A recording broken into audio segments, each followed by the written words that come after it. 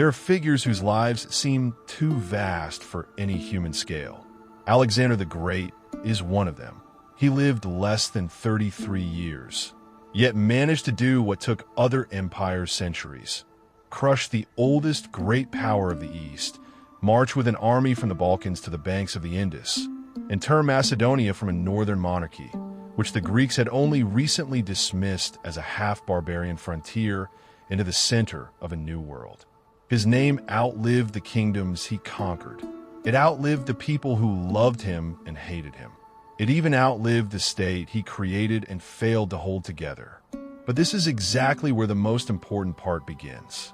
The story of Alexander is not only a story of victories.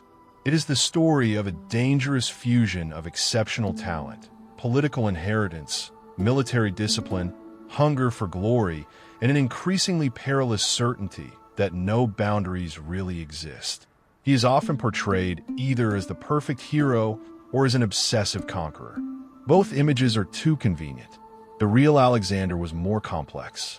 He knew how to inspire men to do the impossible, and at the same time he demanded from them a price not all of them could bear. He possessed a strategic mind that changed the art of war, and yet he increasingly bent politics to his own will, fears, and desire to become more than human. Why does his story still matter? Because it shows with unsettling clarity how power is born and how it expands. How talent, discipline, and charisma create legitimacy. How success changes the victor himself. How a man who conquers the world gradually begins to believe that the world is obliged to accept his vision at any cost. And how behind every brilliant legend, there is almost always a price that others are forced to pay. When Alexander was born in 356 before the Common Era in Pella, the capital of Macedonia, the world around him was already unstable. The Greek city-states had exhausted themselves through constant conflict. Athens and Sparta no longer shaped the future of Hellas the way they once had. Thebes had risen for a brief time, but even that rise failed to produce lasting balance. In the east stood the Persian Empire of the Achaemenids, the richest, largest, and most multinational power in the known world, long accustomed to influencing Greek affairs with money and diplomacy. Between these worlds grew a boy who was destined not merely to enter history, but to break open its familiar course. His life is often retold as an inevitable ascent. In reality, almost nothing about it was inevitable. He was born into a family where power was never simply handed down without danger. He grew up at a court full of suspicion. He inherited from his father a brilliant military machine and, at the same time, a deadly environment where any mistake could cost him the throne. He launched his campaign against Persia as a young king with limited resources, surrounded both by loyal companions and by men who still remembered that Macedonia had known other heirs as well. He won every major battle of his life, but the more he won, the harder it became to answer the question of where strategy ended and obsession began.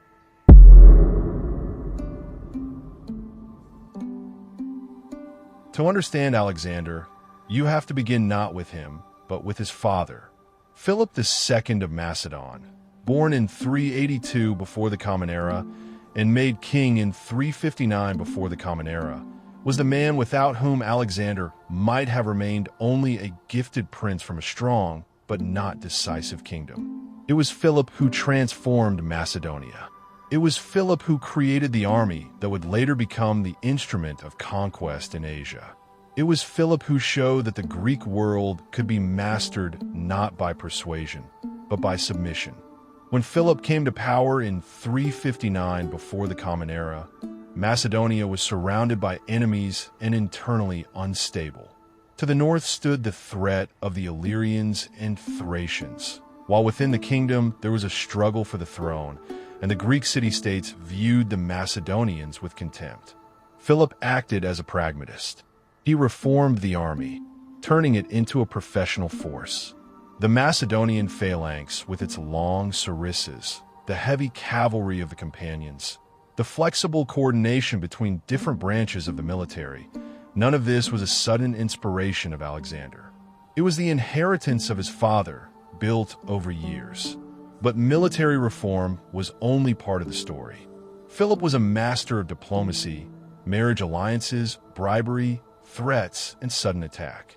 He took cities not only with the sword, but with intrigue. He expanded his borders, strengthened the power of the nobility, yet never allowed it to grow stronger than the king himself. He brought the Greek world under his control step by step, until after the Battle of Chaeronea on August 2nd, 338 before the Common Era, he became the effective master of Greece. In that battle, the combined forces of Athens and Thebes were crushed. For Hellas, it was the end of the age of independent balance among the city-states. For Macedonia, it was the beginning of a new role. For Alexander, it was the first great test. The mother of Alexander, Olympias of Epirus, survives in history as a far more troubling and contradictory figure. She was the daughter of the king of Epirus, a woman of fierce character, religious intensity, and political instinct. Ancient writers, especially the later ones, loved to depict her almost as a mystical and dangerous presence tied to Dionysian cults, snakes, rituals, and a dark courtly energy. There's a great deal of hostile legend in that image. But one thing can be said with confidence. She was no ornamental queen. Olympias understood power, and she defended her son's position with the kind of ruthlessness that was necessary at a court where the sons of kings did not always live to reach adulthood. Alexander himself was born, according to the most widely accepted tradition, in July of 356 before the Common Era, probably on July 20th, although the exact date is reconstructed from ancient calendar comparisons and remains uncertain. Legends began to gather around his image almost immediately. Later stories claim that on the same night, the temple of Artemis at Ephesus, one of the wonders of the world, burned down, and that seers saw in this the sign of a man who would shake Asia. Such stories tell us less about facts than about how quickly a mythic aura began to grow around Alexander. A child raised between Philip and Olympias could hardly have been ordinary. From his father, he saw cold calculation, military energy, political flexibility, and the habit of victory. From his mother, he absorbed a sense of chosenness, a lineage reaching back to heroes, and the idea that fate did not merely guide him, but singled him out. This combination had enormous power, and it carried enormous danger. Alexander learned from an early age not merely to rule, but to believe that his rule carried an almost cosmic justification. His upbringing was royal, but not idle. He received the traditional education of an aristocrat: hunting, horsemanship, weapons training, poetry, and music. Homer became especially important to him. The Iliad was not literature to Alexander in the way we think of literature. It was a model for life, a book about glory, valor, honor, and immortality through deeds. Achilles became for him not merely a favorite hero, but almost a psychological guide. That explains a great deal. Alexander did not grow up in a world where the highest ideal was calm and measured statecraft. He grew up in a culture where the memory of a man meant more than the length of his life, and where glory was often worth more than prudence. In 343 or 342 before the Common Era, Philip invited Aristotle to educate his son. That fact itself became part of the grand biography, one of the greatest philosophers of antiquity teaching the young man who would later conquer half the world. It would be a mistake to turn this relationship into a fairy tale about a wise man shaping the perfect ruler. Aristotle gave Alexander intellectual breadth, an interest in geography, medicine, literature, and probably a sense of the cultural mission of the Greek world. But he did not create his character.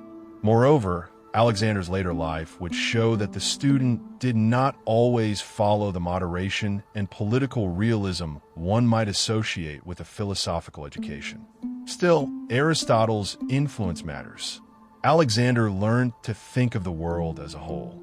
He saw campaign not only as plunder and expansion, but also as exploration, the gathering of knowledge, and the movement of cultures. Even in youth, he showed what would later become one of his greatest weapons besides the sword, the ability to make an impression. The story of taming Bucephalus, though embellished by literary tradition, captures an important trait. When others could not control the horse, Alexander supposedly noticed that the animal feared its own shadow, turned it toward the sun, and mounted it. The details may be polished by legend, but the story itself is about how he differed from others not through blind courage, but through observation and resolve. This would repeat itself in battles, in negotiations, and in the management of men. He knew how to see not only the obstacle, but the psychological mechanism behind it.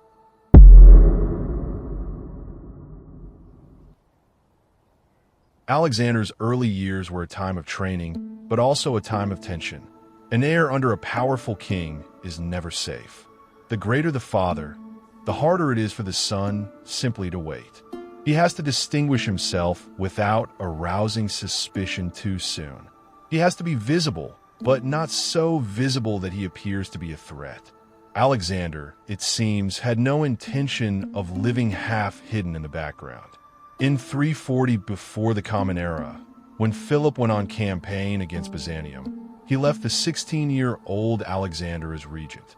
This was not an affectionate gesture of trust, but a test. Alexander passed it. He suppressed the revolt of the Mede in Thrace, founded the city of Alexandropolis, and showed that he could act as a ruler, not merely as a prince. This episode is often rushed through in biographies, but it matters. We are not looking at a youth suddenly thrown into great history after his father's murder, but at a man already being introduced to real power. Then came Chaeronea. On August 2nd, 338 before the Common Era, the Macedonian army crushed the forces of Athens and Thebes. Alexander, who was 18 years old, commanded one of the decisive sectors, probably the left-wing cavalry. Ancient sources associate with him the strike that broke the famous sacred band of Thebes. The details are debated, but there is no doubt that he stood at the center of events and proved himself. This victory changed the Greek world. After it, Philip created the Corinthian League, formally an alliance of Greek states for a campaign against Persia, but in reality a system of Macedonian dominance. For Alexander, it was also an almost painful moment. On the one hand, his father was leading him toward the summit. On the other hand, Philip's greatness itself became a problem for the heir. The conquest of Greece, the preparation for the Asian campaign, international fame, all of it was tied to a living, vigorous king who seemed to be only approaching his true peak. Alexander might inherit a vast enterprise, but there was no guarantee he would inherit it at the right moment. Philip was still full of strength, and Macedonian kings did not have a tradition of passing power down peacefully according to some orderly script. Tension within the family deepened because of Philip's marriages. His union with Olympias had long since cooled, and new political marriages created the danger of other claimants to the throne. The breaking point came in 337 before the Common Era, when Philip married Cleopatra, a Macedonian noblewoman and the niece of the powerful Attalus. At the wedding banquet, Attalus, according to later tradition, allowed himself a toast to a legitimate heir from the new marriage. Behind those words lay more than crude insolence. If Philip had a son by a woman of Macedonian birth, the position of Alexander, son of an Epirote princess, would no longer seem quite so unquestionable. The quarrel was explosive. Alexander answered the insult. Philip, enraged as the story goes, tried to rush at his son, but drunk fell. Then Alexander delivered one of those lines ancient history loves because they crystallize character. Here is the man preparing to cross from Europe into Asia, and he cannot even cross from one couch to another. The phrase may have been sharpened by later tradition, but the conflict itself was real. After it, Alexander and Olympias left the court for a time. It was a dangerous moment. It shows that Alexander was not only the heir, he was also a man who might cease to be the heir. It is hard to rule out the possibility that this was the moment when one inner conviction took permanent root in him, the conviction that would drive him through the rest of his life. The right to power is not something granted, but something held, and held by force. He saw how quickly court factions could realign around a king's new marriage. He understood that birth, military talent, and the affection of part of the army still did not guarantee the future. Perhaps that is why he would later react so painfully to even the slightest sign of disloyalty, and why he moved so decisively to eliminate potential rivals. Philip and Alexander were later reconciled. That reconciliation was necessary for both of them. The father could not march into Asia while leaving behind a distant, wounded, popular heir. The son could not afford to remain outside the system. But the tension never truly disappeared. And then history took a sharp turn. In the autumn of 336 before the Common Era, probably in October, in the old capital of Igi, during wedding celebrations for Philip's daughter, the king was assassinated by a bodyguard named Pausanias. The murder took place in full public view. Pausanias was killed immediately, which means the ultimate motives were never fully clarified. Ancient writers offered different explanations: personal revenge, a court conspiracy, the involvement of Olympias, even possible participation by Alexander. There is no direct proof of the last claim, and serious history treats those suspicions with caution. But the fact itself matters. Alexander came to the throne not in a calm hour, but in the middle of blood, rumor, and the open question of who could now hold together the system Philip had built. He was 20 years old.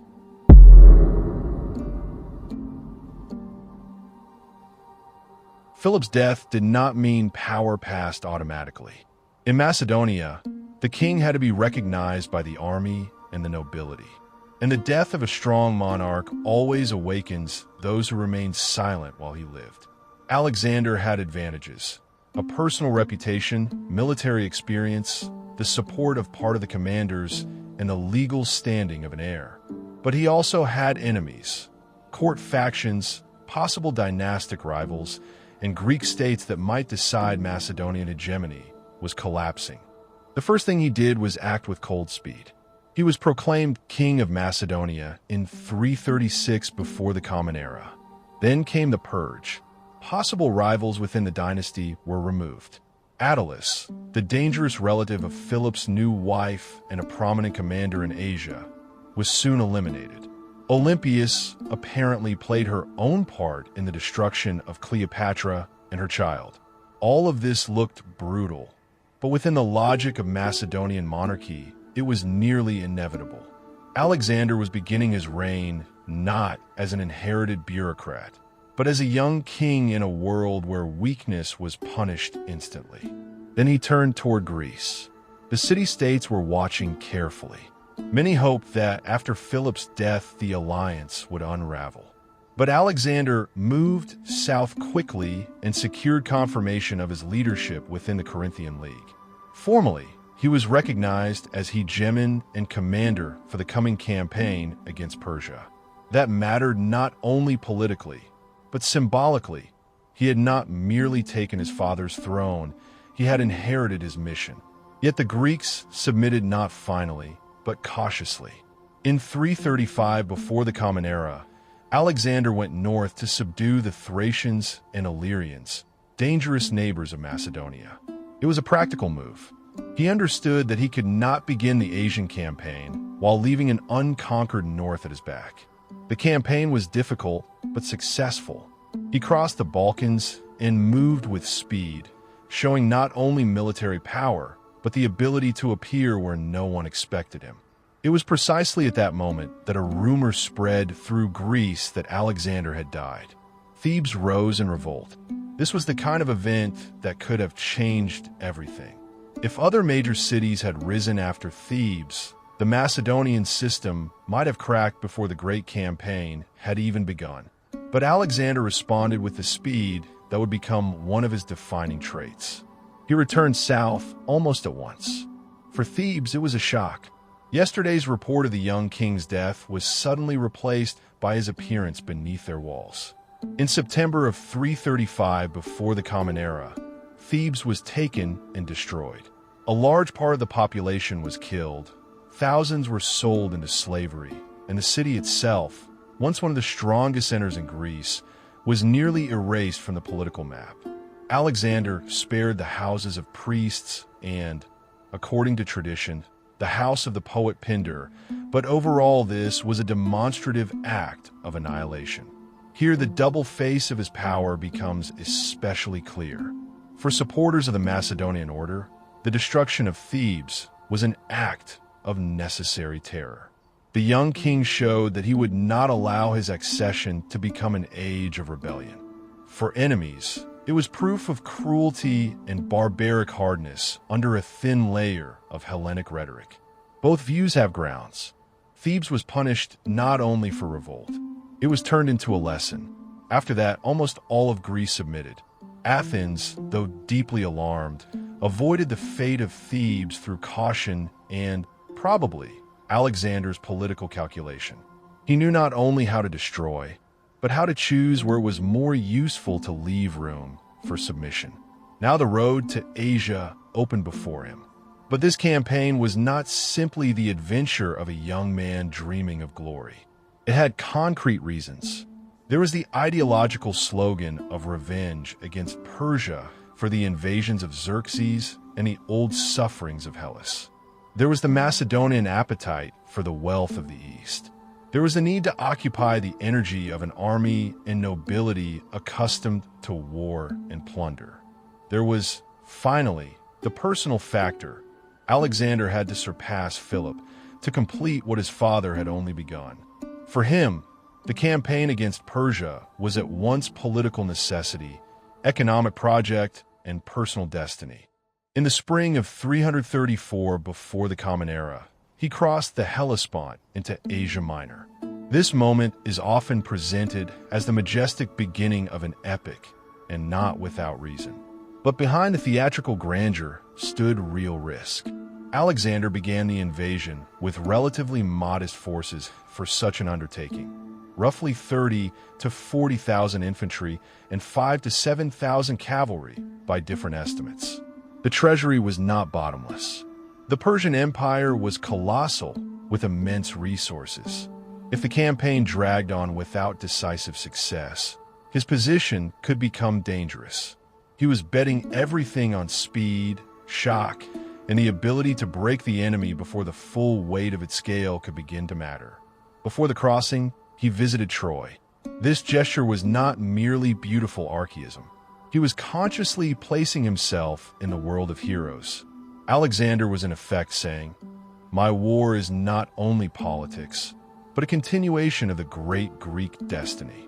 He offered sacrifices, honored Achilles, and tied the present to epic memory. This was how the image was built. And for him, image was not an ornament of power, but part of power itself. His army had to see in him not merely a gifted commander, but a figure backed by historical and almost sacred legitimacy.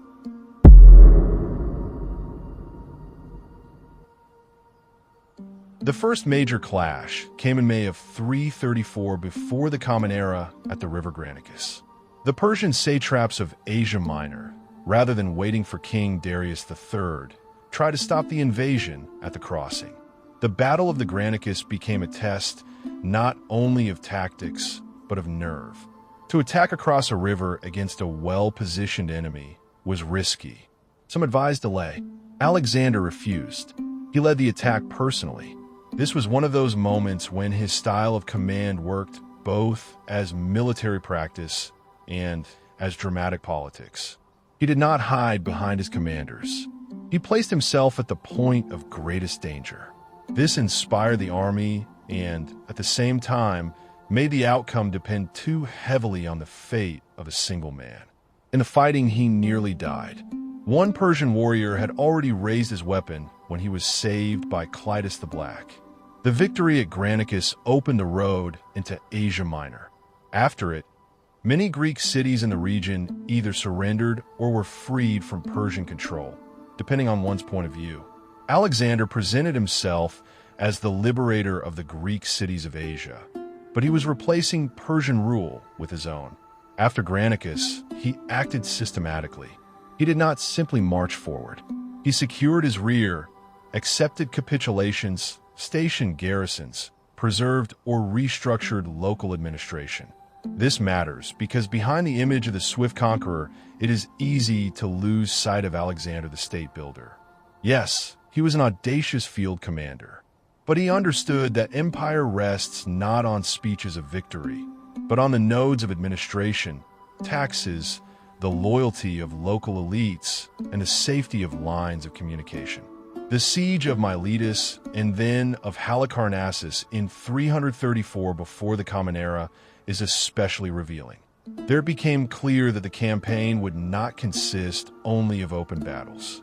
He had to take fortified cities, break systems of supply, and counter the Persian fleet through indirect means. Since Alexander did not command naval superiority, he chose instead to seize the enemy's coastal bases. It was a rational calculation, not to defeat the Persians on their strongest ground, but to take away the infrastructure that made that strength possible. He spent the winter of 334 to 333 before the Common Era in the interior of Asia Minor, continuing the conquest of the peninsula's inner regions. Cities received him in different ways. Some welcomed him as a liberator from Persian garrisons. Others saw only a new master. Here, one of the central paradoxes of his policy was already becoming visible. He carried the prestige of the Greek world, but not Greek freedom in the classical sense. He was destroying the old system, but he was not creating a world of autonomous cities. He was creating his own order. The climax of this phase came with the Battle of Issus in November of 333 before the Common Era. This time he faced Darius III himself.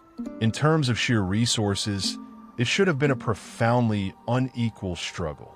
But the terrain at Issus, a narrow coastal plain between sea and mountains, deprived the Persians of much of their advantage in numbers.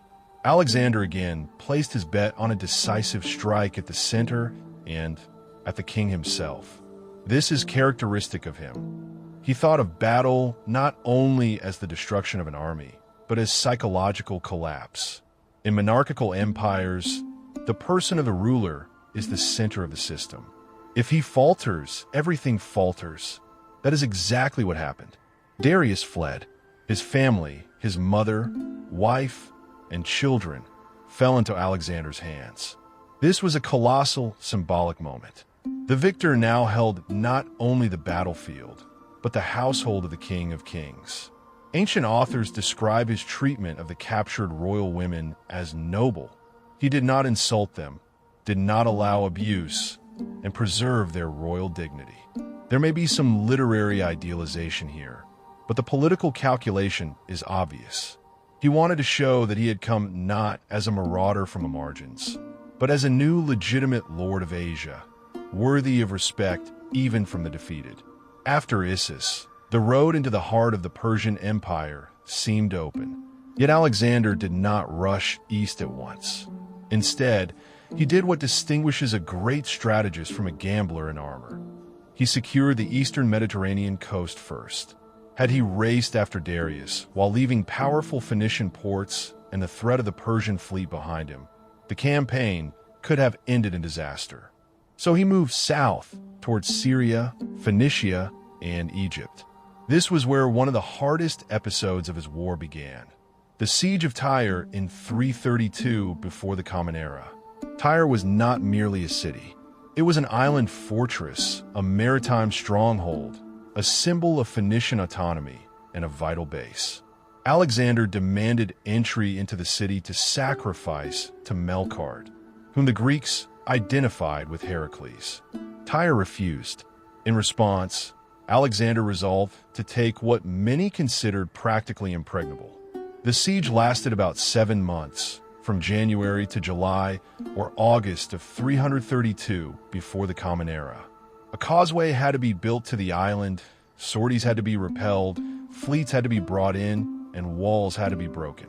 This was not mere stubbornness. It was a matter of principle. If a city openly refused submission, then a conqueror building a reputation for invincibility could not afford to retreat. When Tyre fell, a brutal reckoning followed.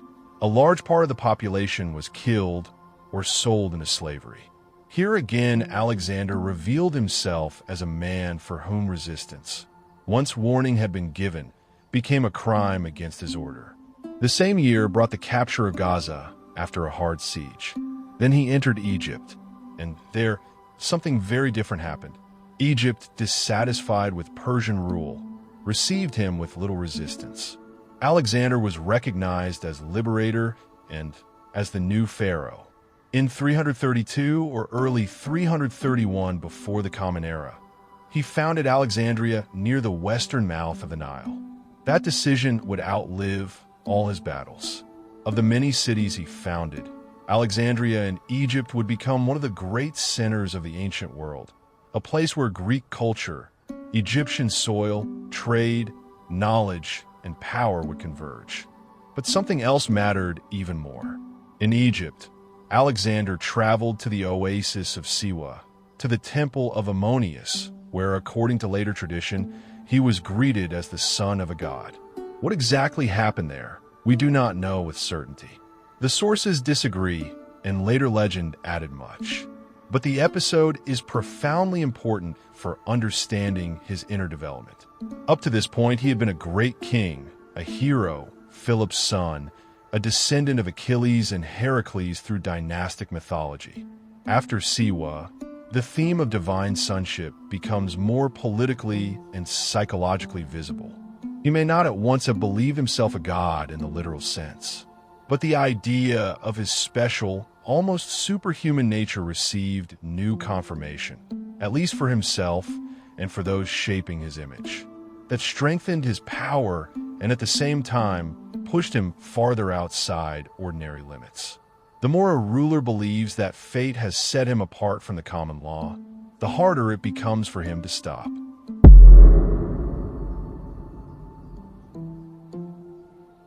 The decisive battle with Darius III took place on October 1st, 331 before the Common Era, at Gaugamela, near Arbela. Darius chose open ground where he could deploy his numerical superiority, scythed chariots, and perhaps even elephants. This was an attempt at last to use the scale of the empire to its fullest advantage. At Issus, the landscape had constrained the Persians. Here the conditions favored them more, and yet Alexander won. The reasons were not miraculous, but a combination of factors. The superior quality of the Macedonian army, experience, discipline, flexibility, personal leadership, and Alexander's ability to see the exact moment for a decisive strike. He did not simply charge blindly. He adjusted his formation, answered threats, and created the opening for a final blow. When a gap appeared in the Persian line, he led the cavalry straight at the center. Darius fled again. From that moment, the fate of the Achaemenid Empire was effectively sealed. After Gaugamela, Alexander entered Babylon, then Susa, and then Persepolis. Each of these places was not merely a city, but a symbol. Babylon was an ancient center of power and civilization that accepted him relatively peacefully. Susa was one of the key royal capitals and treasuries. Persepolis was the ceremonial capital of the Achaemenids, the embodiment of Persian royal identity. In early 330 before the Common Era, he entered Persepolis as the conqueror of all Asia. It was there that one of the most disputed episodes of his life took place. The burning of the palace at Persepolis, probably in May of 330 before the Common Era. Why did he do it? There are several possibilities. It may have been a deliberate act of revenge for Xerxes' destruction of Athens in 480 before the Common Era. It may have been a drunken gesture at a banquet, inflamed by the atmosphere and by the courtesan face. It may have been a mixture of symbolic politics and reckless impulse. Historians still debate whether this was a calculated message or an emotional mistake he later regretted. In any case, the burning of Persepolis marked a rare moment when the propaganda of vengeance came into conflict with the task of becoming the new king of Asia. The man who intended to rule the East had publicly destroyed one of the chief symbols of its legitimacy. At this point, Darius III was still alive. Alexander pursued him across the Iranian plateau and into the eastern lands. But in July of 330 before the Common Era, Darius was killed by his own men, above all by the satrap Bessus, who attempted to proclaim himself king under the name Artaxerxes V. Alexander found the dying Darius or his body shortly after the murder. The sources present the scene in dramatic terms. But what matters is this. From that moment on, he finally ceased to be merely the avenger of Hellas. His political line changed. He now presented himself as the rightful successor of the Persian kings, punishing the usurper and demanding loyalty from the Eastern elites. This was a profound turning point. While he had been fighting Darius, one could speak of a war of Macedonia and Greece against Persia. After Darius' death, another story began, the story of the creation of a new monarchy, in which the Macedonian conqueror appropriates the inheritance of the Achaemenids. For his older companions, this was neither obvious nor always welcome. They had followed him for glory, plunder, and dominion over Asia, but not necessarily so that their king could turn into an Eastern ruler draped in Persian ritual, dress, and ceremonial distance. The pursuit of Bessus and the conquest of the Eastern satrapies dragged on for years. Between 330 and 327 before the Common Era, Alexander campaigned in Bactria, Sogdiana, and nearby regions. This was no longer the swift collapse of a centralized empire, but a grinding struggle across enormous spaces among nomadic and semi-nomadic forces, local rulers, shifting alliances, and extremely difficult geography. Here it becomes especially clear that both his army and his power had limits. Tactical genius did not erase the problem of occupation. The defeat of a king did not mean the submission of the frontier. He answered with severity. He besieged strongholds, stationed garrisons, founded new cities, moved populations, and tried to bind the region to himself with a network of military and administrative points. But at the same time, he began to draw local elites more actively into his system. In 327 before the Common Era, he married Roxanne, daughter of the Bactrian noble Oxyarchs. The marriage was both personal and political. One may see genuine attraction in it, as some traditions suggest, but the calculation is equally clear. Alexander understood that naked force alone could not hold such an empire together. It had to be fastened by alliances. It was also in these years that the cracks in his relationship with the Macedonian elite became especially visible. He was increasingly taking on the role of universal king. His closest companions increasingly saw not the old war leader who shared hardship with them, but a monarch growing distant behind ceremony and symbols. He still remained recklessly brave in battle, but politically he was becoming less accessible. The climax of that tension came in the affair of Philotas and Parmenion in 330 before the Common Era. Philotas, the son of the old and influential general Parmenion, was accused of failing to report a conspiracy against the king. He was tortured and executed. Then, almost immediately, Parmenion himself was killed, one of the most experienced commanders in the entire Macedonian army, a man who had served Philip and played an enormous role in the early victories of the campaign. Formally, the justification was necessity. Parmenion, left with troops and treasure at Ecbatana, might revolt after his son's execution. But the political meaning was broader. Alexander was removing not only a possible threat, he was breaking an old center of influence within his own military elite. This decision says a great deal about the mechanics of power around him. The empire was growing, and the more it grew, the less Alexander could tolerate autonomous figures on the scale of Parmenion. Under his father, and in the early years of his own reign, senior commanders were necessary pillars of the system. Now, they were becoming possible centers of alternative loyalty. Success was making the king stronger and more suspicious. Soon another and even darker episode followed. In 328 before the Common Era, during a banquet at Maracanda, Alexander killed Clitus the Black, the very man who had once saved his life at Granicus. The conflict probably arose from discussion of the king's achievements, Philip's role, and the growing eastern splendor of the court. Clitus allowed himself to say what many were thinking. Without the old Macedonians, without Philip, without the old army, none of the present greatness would exist. Alexander, inflamed by wine and anger, drove a spear through him. This killing was more than an outburst of rage. It was a symptom. The conqueror of the world could no longer always endure resistance in words.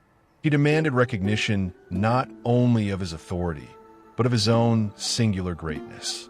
Anyone who reminded him of his debt to the past, of the service of others, of the limits of his personal glory, risked becoming not a companion, but an enemy. After the death of Clitus, Alexander passed through a severe crisis, grieved, and withdrew into remorse. But the fact remained. The circle of people who could speak to him as an equal was becoming smaller and smaller. In these same years, controversy flared over proskynesis, the act of prostration before the king, common in Eastern courts. Alexander seems to have tried to introduce, or at least legitimize, a form of court behavior acceptable to his new subjects. For Persians, it was a ritual of respect. For Macedonians and Greeks, it looked like something close to divine worship, degrading for free men. Resistance was strong. Callisthenes, the nephew of Aristotle and the official historian of the campaign, was among those who rejected the new model of royal reverence. Later, he was accused of involvement in the conspiracy of the pages and was executed or died in prison in 327 before the Common Era. All of this shows Alexander in a new light. He was not merely expanding a state. He was remaking the very idea of monarchy. He was searching for a form of power that could unite Macedonians, Greeks, Persians, and the peoples of the East beneath one crown. But this project was being born in an atmosphere of distrust, symbolic conflict, and an ever more personal concentration of the regime around himself. He wanted to create a new imperial elite, but he was doing so from above, often without seeing how deeply he was offending the traditions of the very men who had brought him to victory.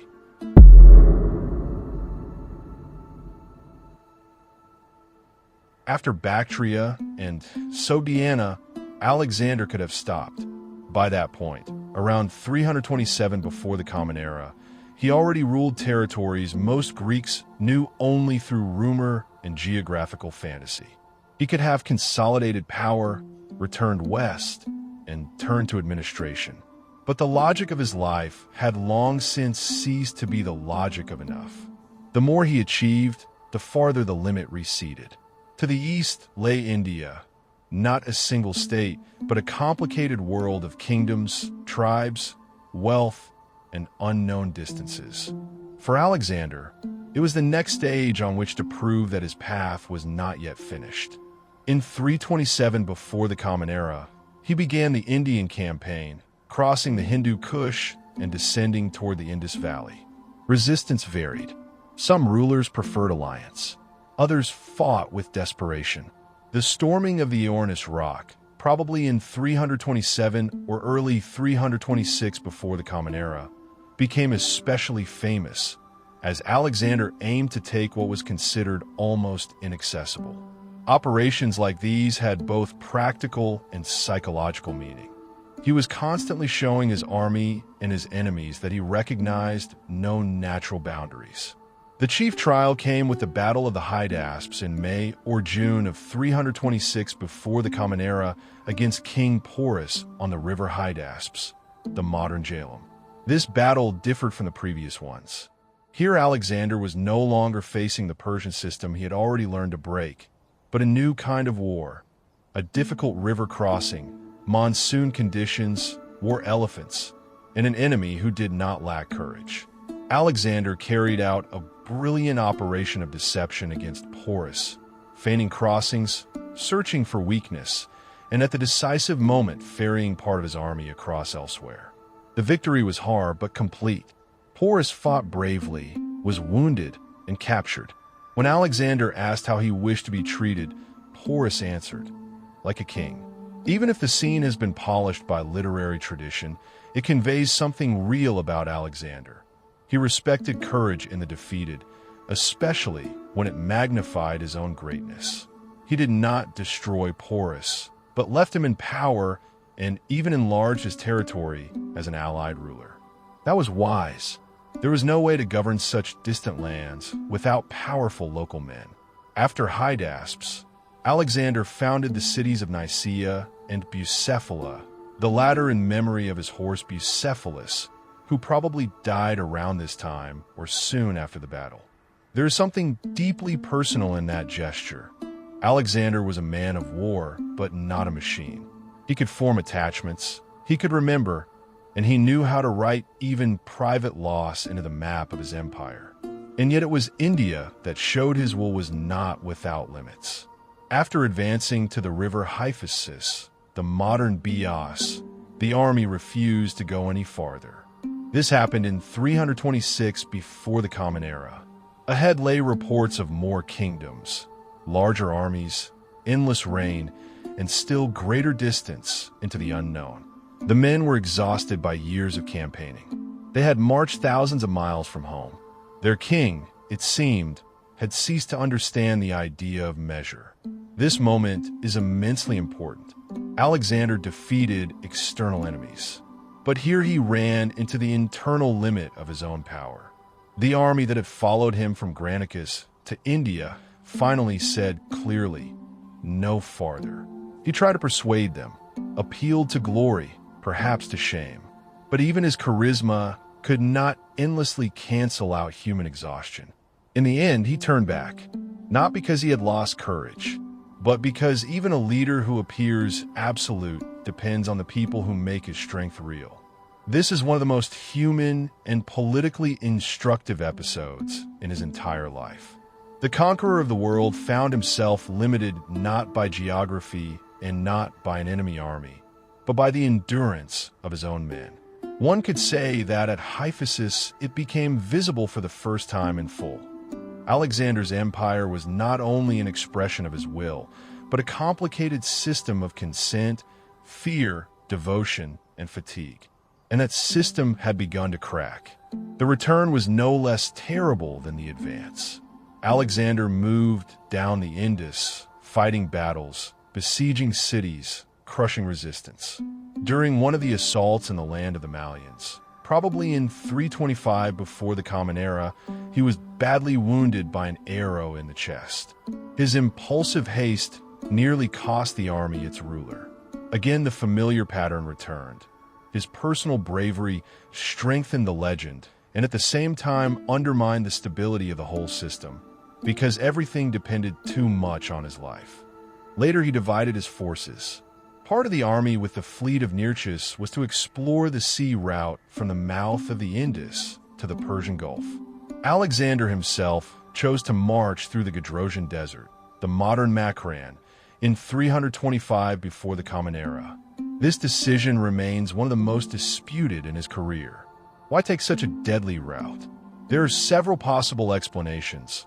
A desire to outdo legendary predecessors, a wish to punish the army for refusing to march farther, an effort to explore a new route, an attempt to coordinate the fleet and the land forces, a need to demonstrate unbreakable resolve. More than one motive may have been at work, but the result was catastrophic. Thirst, heat, lack of provisions, and the hardships of the route destroyed huge numbers of men and animals. Gadrosia is not simply a hard march. It is an episode in which the danger of Alexander's psychology in its later stage is especially clear. He is no longer only the calculating strategist. He is a man whose drive toward singular greatness increasingly pushes him toward decisions in which symbolic triumph matters more than human cost. Yes, the army survived, and yes, he himself endured the hardship alongside his men, refusing, according to the famous story, to drink water brought only for him. But that is not the point. The point is not whether he shared the suffering.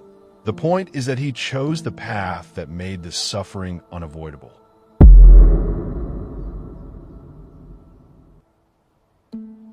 When Alexander returned to the western centers of his empire, especially Susa and Babylon in 324 before the Common Era, a new task stood before him.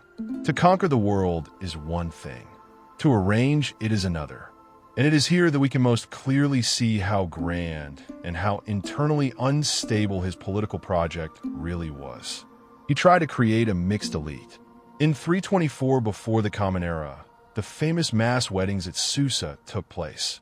Alexander himself married Stateira, daughter of Darius III, and probably also Persidas, daughter of Artaxerxes III, while dozens of his officers took Persian noblewomen as wives.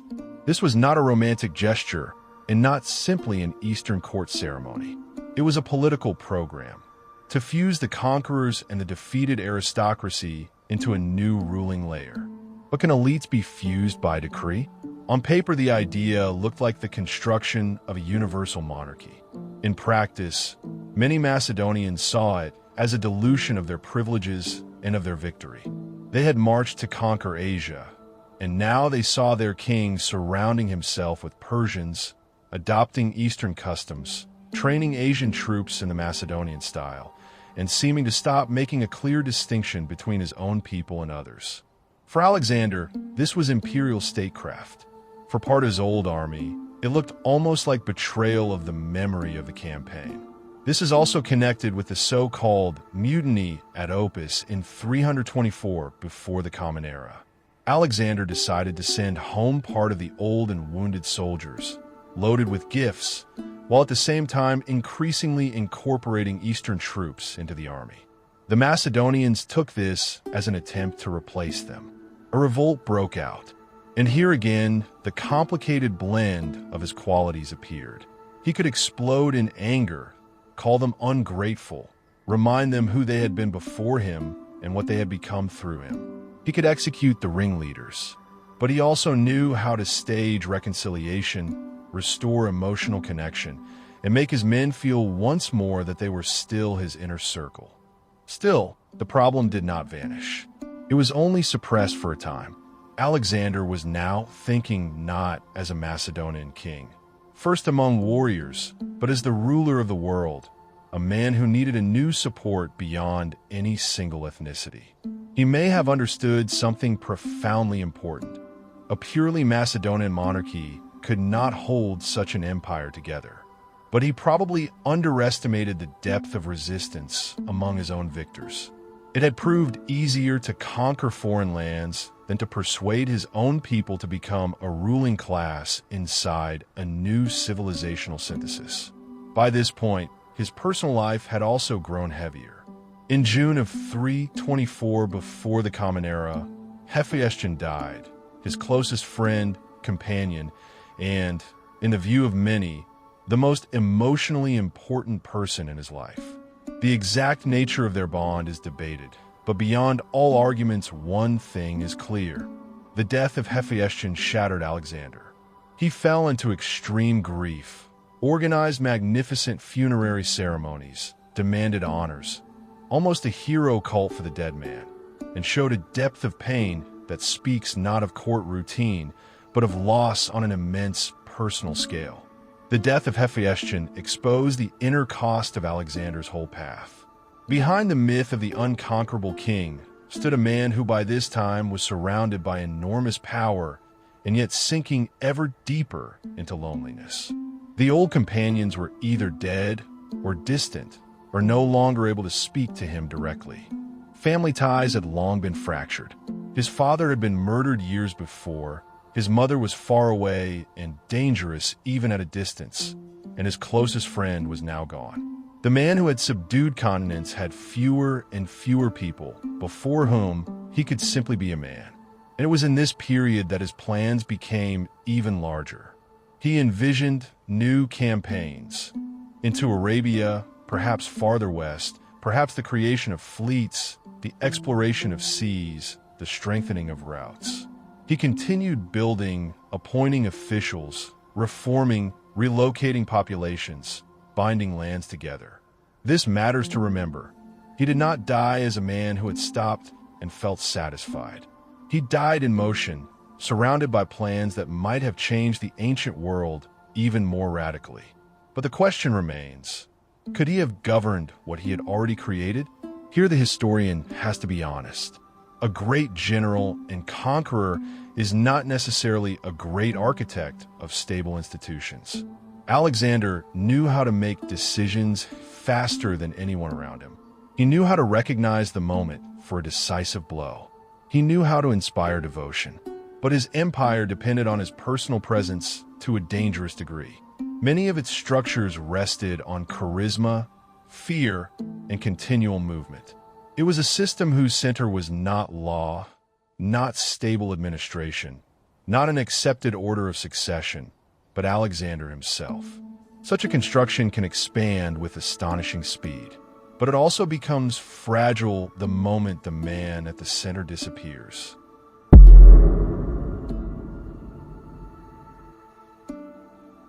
At the beginning of 323 before the Common Era, Alexander was in Babylon, the city that might have become the permanent capital of his world. This was logical. Babylon lay in the heart of the new territories, connected west and east, and possessed both ancient prestige and administrative infrastructure. He was receiving embassies, planning new expeditions, organizing a fleet, and probably preparing yet another restructuring of the empire. But the closer we move to the end, the thicker the atmosphere of warning becomes. Ancient tradition loves to surround the deaths of great men with omens, strange dreams, dark signs, the warnings of priests. A historian has to approach such material calmly. Stories like these often arise after the fact, when people want to turn death into something dramatically foretold. And yet the mood of Alexander's final weeks in Babylon really does seem tense. There is fatigue around him, unfinished plans, possible court intrigues, and a general sense that too much power had been concentrated in one mortal body. He fell ill in late May or early June of 323 before the Common Era, probably after a banquet. The illness developed over several days. The sources offered different details. Fever, gradual weakness, but for some time, continued awareness. Alexander died on June 10th or 11th, 323 before the Common Era, in Babylon at the age of 32. It is one of those dates that divide eras. What did he die of? There is no exact answer and likely never will be. Theories of poisoning existed from antiquity, but modern scholars generally treat them with skepticism. Disease is more likely. Malaria, typhoid fever, an infection, the cumulative effects of old wounds, the exhaustion of a body worn down by endless campaigns and drinking. More than one factor may have played a role. Poison is convenient for legend, a man too great to die of something as ordinary as illness. But that convenience also points to something deeper. Even the greatest conqueror remains a body vulnerable to fever, infection, and exhaustion. History, which he tried to bend to his will, in the end reminded everyone of the simplest law of all. One of the most famous later stories concerns the question of succession. When the dying Alexander was asked to whom he left the kingdom, he supposedly answered, "To the strongest or to the most worthy." The line may be literary. He may already have been unable to speak clearly. But even if the words were polished by tradition, they are astonishingly accurate in meaning. Alexander did not create a reliable mechanism for succession.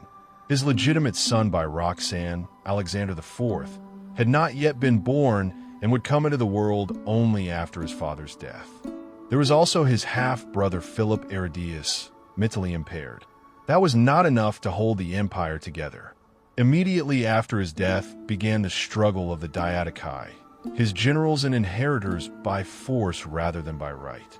Perdiccas, Ptolemy, Seleucus, Antigonus, Lysimachus, Cassander, and others began dividing space, legitimacy, armies, and the symbols of authority.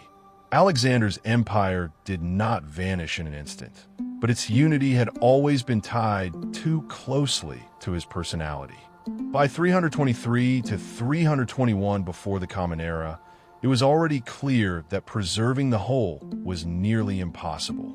The wars of the Diadochi would stretch on for decades.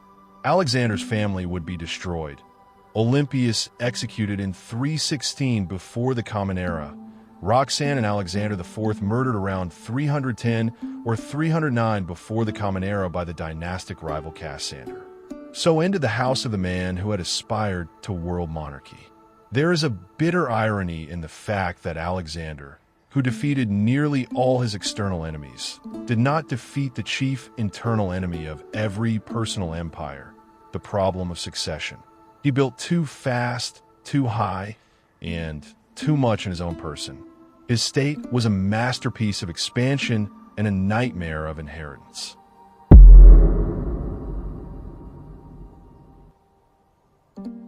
After death, Alexander began to live a second life in legend. That legend grew quickly. In Egypt, Ptolemy took possession of his body, and the sarcophagus and tomb in Alexandria became a place of almost cultic importance. Roman generals and emperors would later come there as if to draw symbolic power from it. In literature, an enormous body of material emerged under the name of the Alexander Romance, in which the historical conqueror gradually turned into a hero of almost mythic scale. Conqueror of monsters, explorer of the ends of the earth, an almost fairy tale king. This transformation was no accident. Alexander was perfectly suited for myth. Young, beautiful by ancient standards, undefeated in the major battles, dead early at the height of his power with unfinished plans. History loves such figures because they never have the chance to grow old in memory. They freeze at the moment of greatest tension. But if you strip away the later golden dust, what remains?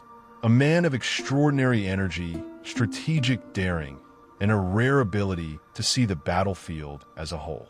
A ruler who knew not only how to destroy, but how to integrate. He preserved local administrations, respected some traditions of conquered peoples, encouraged contacts between elites, founded cities, and created new lines of exchange. A military genius whose decisions at Granicus, Issus, Gaugamela, and Hydaspes are studied not because they make good stories, but because they reveal a fusion of discipline, initiative, and personal risk. But something else remains as well. The cruelty inseparable from his victories remains. The destruction of Thebes, the slaughter at Tyre, the countless victims of sieges, campaigns, and punitive actions, the executions of close companions, the growing suspicion, the imperial logic by which cities that failed to kneel in time were turned into lessons for everyone else. There remains a man who sought to unite the world and at the same time brought death on a scale that cannot be hidden behind phrases about civilizing mission. It is very important not to judge him in a crude way by modern standards, and at the same time not to excuse him automatically by appealing to antiquity. Yes, the world of the 4th century before the Common Era was a world of monarchies, wars, mass violence, and severe dynastic rules. But even within that world, Alexander stood out by the extremity of his scale. He was not simply an ordinary king of his time. He consciously went farther. That is both his greatness and his danger. He is often called great. But what does that word mean? If by greatness we mean the ability to expand the boundaries of the possible, to alter the course of history, to create new forms of politics, and to inspire in generations a mixture of admiration and fear, then yes, he was great. But if by we mean moral flawlessness, then no, of course not. Alexander is an example of how historical greatness and moral unease can exist in the same person at the same time.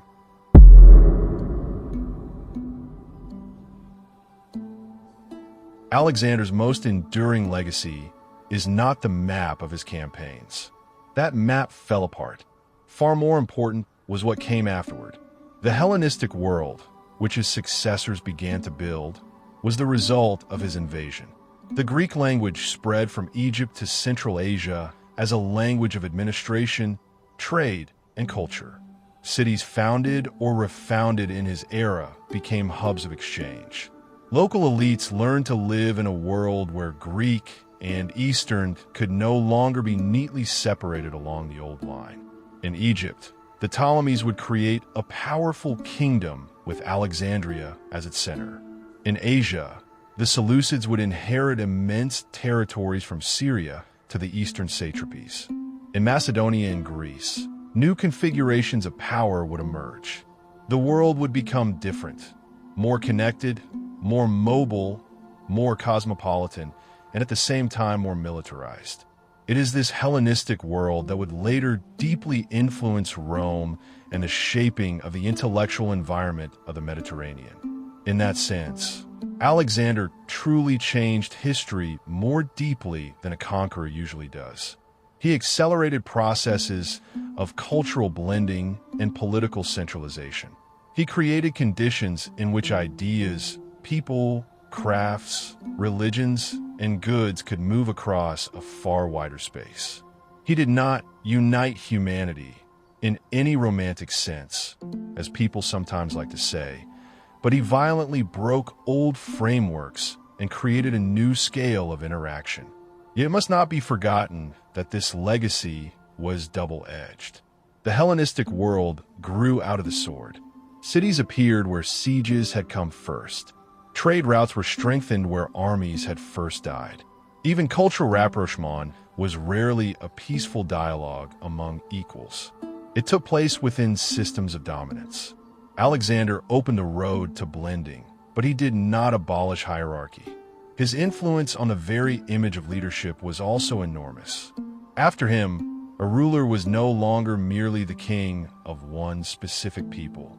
He could become a figure of world scale, a bearer of destiny, a victor whose image worked through coins, legends, rituals, architecture, city foundations, and personal charisma.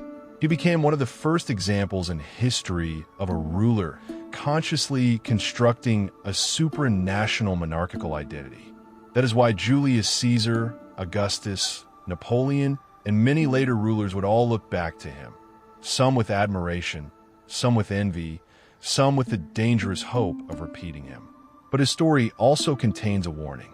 A power built on the singularity of one man may conquer vast spaces and still fail to outlive its creator.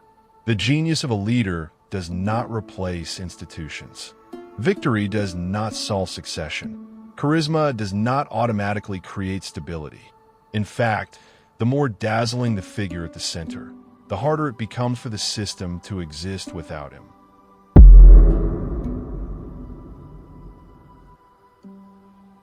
The story of Alexander the Great is so compelling not because it is merely a story of success. It is compelling because glory and unease are almost impossible to separate within it. He was born into a fragmented world and turned it into part of a single geopolitical stage. He inherited from his father both a weapon and a direction, then transformed both into something far greater. He understood war as the art of speed, pressure, and psychological shock. He understood power as a fusion of force, image, and destiny. He understood that fear alone was not enough, and he knew how to draw people in through the grandeur of his vision. But the farther he went, the harder it became for him to return to any human measure. Discipline and impulse lived together in him. Strategic calculation and almost mythological vanity, generosity and cruelty the capacity for respect, and the habit of destroying obstacles without mercy. He was supported because he led men to victory. He was obeyed because he seemed chosen. He was feared because he did not forgive what he regarded as an obstacle to his mission. And at some point, he himself probably could no longer fully distinguish real necessity from his own inner need to keep going. That is why Alexander does not fit inside the simple role of hero or monster. He is more important than either. He is an example of how far a human being can go when talent, circumstance, ideology, a military machine, and personal ambition all converge in a single person. And he is also an example of what happens when victories cease to be a means and become a way of existing.